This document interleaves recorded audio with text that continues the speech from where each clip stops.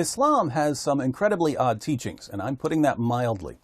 But every once in a while, we come across a command that's so unbelievably absurd on so many levels.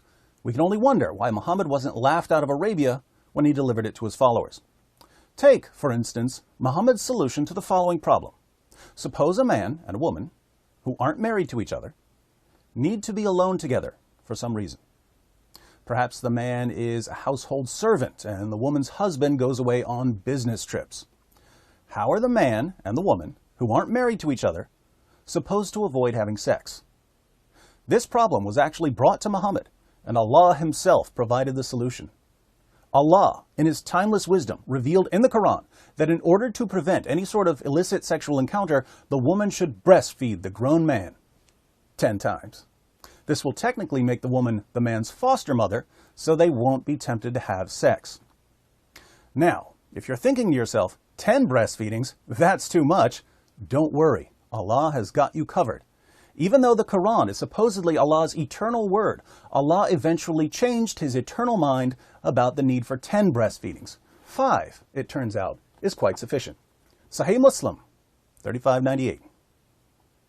It was narrated from Amrah that she heard Aisha say, when she was mentioning what kind of breastfeeding makes a person a mahram. A mahram is a relative you're not allowed to marry or have sex with.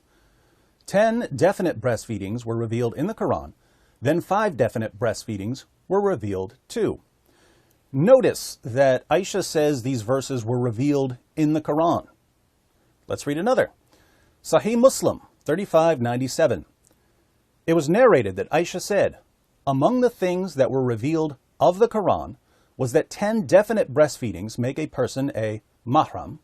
Then that was abrogated and replaced with 5 definite breastfeedings, and the Messenger of Allah passed away when this was among the things that were recited of the Quran.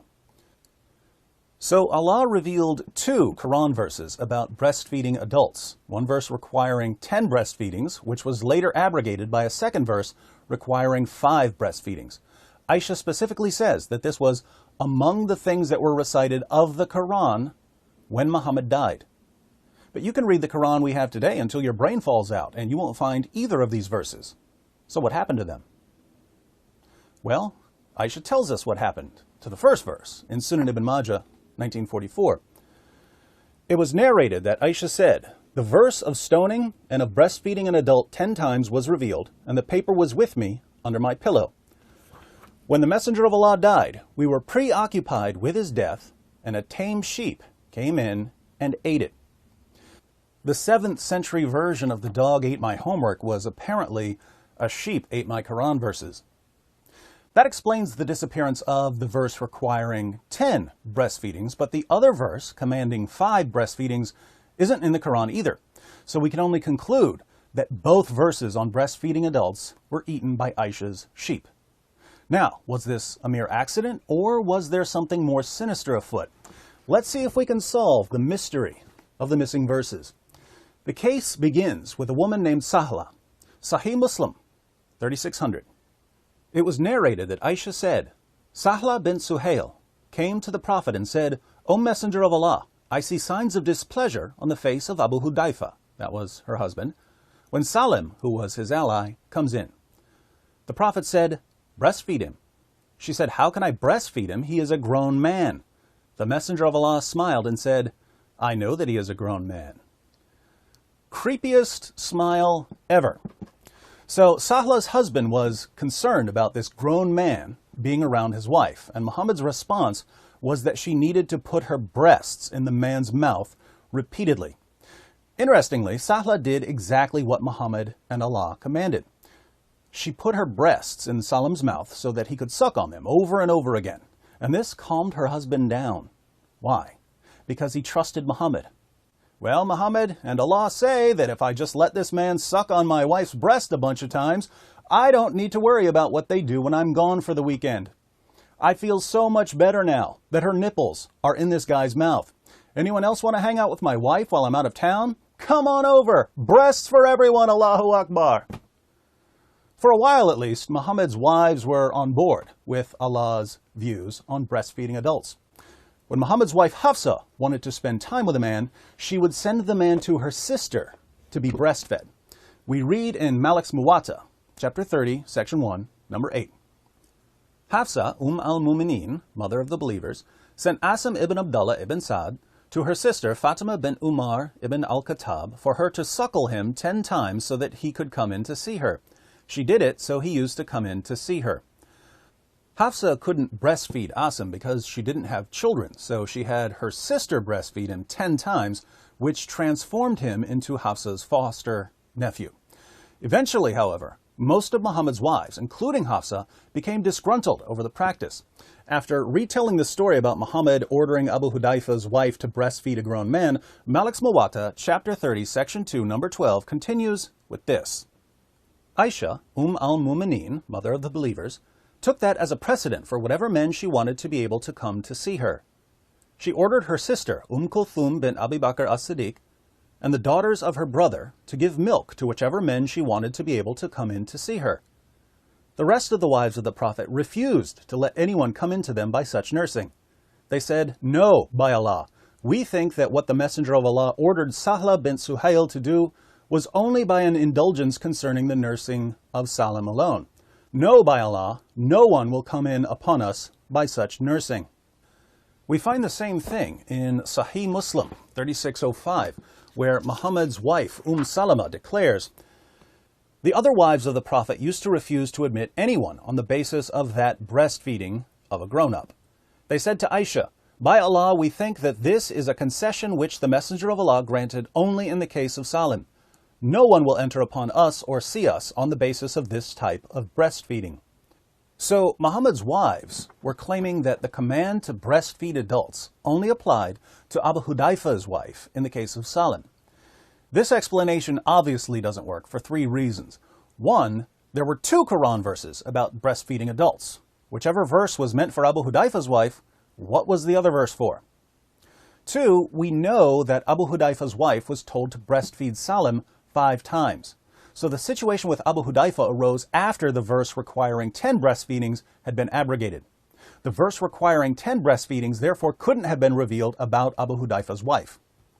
3, as we've seen, Muhammad's wife Hafsa had her sister breastfeed a man 10 times, which means that this was already being practiced before Abu Hudayfa became concerned about his wife and Salim.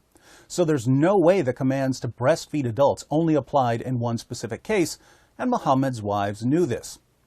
And yet they used their glaringly false interpretation to reject the practice. Apparently, Muhammad's wives had more common sense than their husband and their God.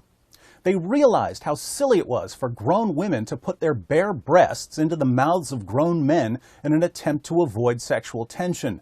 They understood that it was absolutely ludicrous for Aisha to keep sending men to suck on her sister's and niece's breasts whenever she wanted to be alone with the men.